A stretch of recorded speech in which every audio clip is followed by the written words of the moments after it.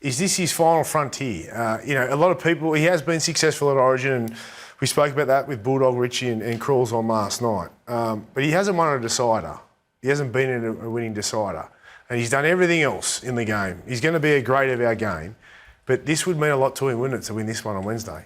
Well, Nathan's the best halfback in the game, no question. Yes. To win 4 premierships the way that he has, he's won World Cups for Australia, he's won 3 State of Origin series, he's won a Brad Fittler medal.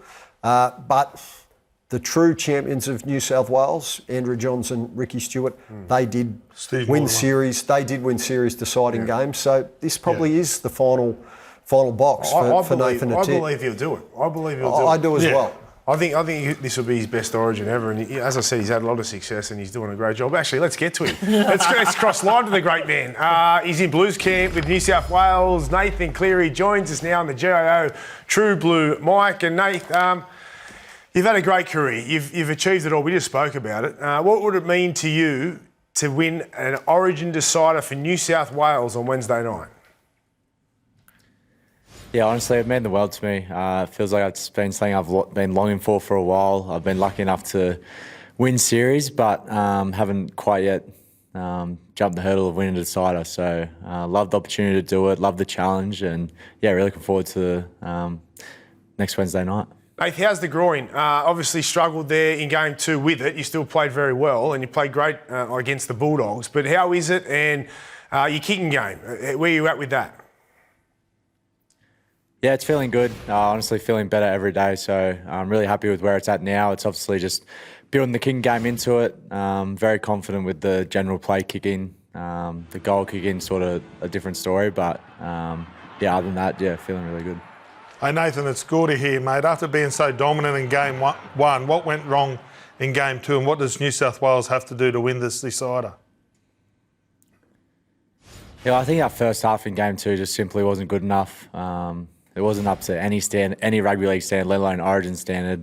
Just our discipline, then compound with errors, and then compound with poor defence, and also just our set finishes and all that were pretty poor. I was really happy with the fight back in the second half, but to give a team like Queensland that sort of lead, it's very hard to run down, and we couldn't do that. So yeah, just got to focus on ourselves and getting those things right.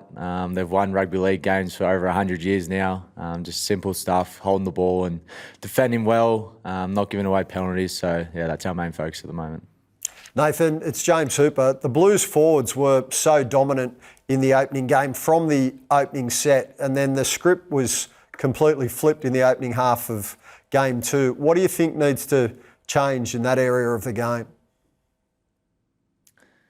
I think it just refers back to what I was talking about just before. I think, field position and possession goes a long way to helping those sort of things and getting on the front foot. Also sort of where we're finishing our sets as well goes a long way with that too. So, I think at the end of the day, if you're defending a lot, you're a lot more tired. So you're not doing as much of the ball and you're not as dominant. So yeah, just trying to get an even share of possession and trying to win that field position battle. Nathan, Michael Carianis, you're among 5 players that didn't train or were limited today. Where are the rest of the boys at in terms of their fitness? I guess the most concern around your Penrith teammate, Brian Toll? Yeah, he's tracking well. Another one that's getting better every day. I think it's just sort of precautionary early in the week. Me and Jerome will definitely be training tomorrow. So today was sort of just a primer for tomorrow. A few other boys might take a bit longer, particularly Bizza, but I'm very confident that he'll be out there next Wednesday night, which is the most important. Nathan, Kalen Ponga's gone down. The hammer comes in. Now, what does that change for you guys as the opposing team as New South Wales? What threat does the hammer pose that maybe Kalen didn't, or where are they different that you've got to look out for? I think they pose similar threats, to be honest. Obviously, the hammer's speed's electric. He brings the X factor much like Kalen did. So, yeah, we're definitely going to have to be on our A game defensively, particularly on the edges. Probably more so with the hammer is in around the ruck and on those offloads, just with his speed and, just the way he can tear through defences so quickly. Just need to be on high alert anytime those Queensland forwards have the ball and also anytime they're shifting it. So it's kind of all across the board. But, they've got a lot of X factor all through their team. So it's not so much just to focus on who's coming in at fullback. It's sort of where we went wrong last game with our defence and trying to correct that. Nathan, you've played under some great coaches, your old man, Mal Meninga, Freddie. What are Laurie Daley's best strengths? I think he's just very personable, to be honest. He's just a great bloke, first and foremost. And then you just see his passion coming out in the way he speaks, and I really enjoy that. I probably didn't get to watch much of Loz play Origin, but Dad always tells me that he's probably the best Origin player he's ever seen. So that's high praise, but you'd never think that just the way he talked to him. He's a very humble man. He talks a lot about his downfalls more so than his what he did well, but the passion is there, and that's the most important thing. And yeah, it always comes out when he speaks, so love listening to him. You touched on Jerome earlier, mate, reuniting with him in Game 2 and again in Game 3. Is he any different from the bloke that you partnered for a long time at Penrith?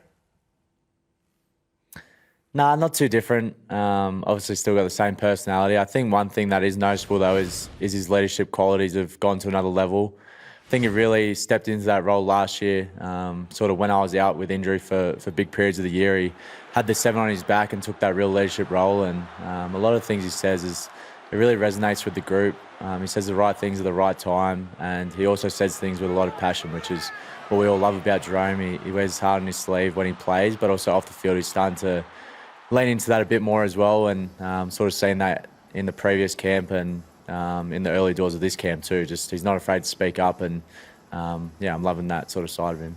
Good on you, Nate. Thanks for joining us. You're an absolute champion. I love your work, and good luck next Wednesday night winning the series decider for the Blues. Appreciate it, guys. Thank you.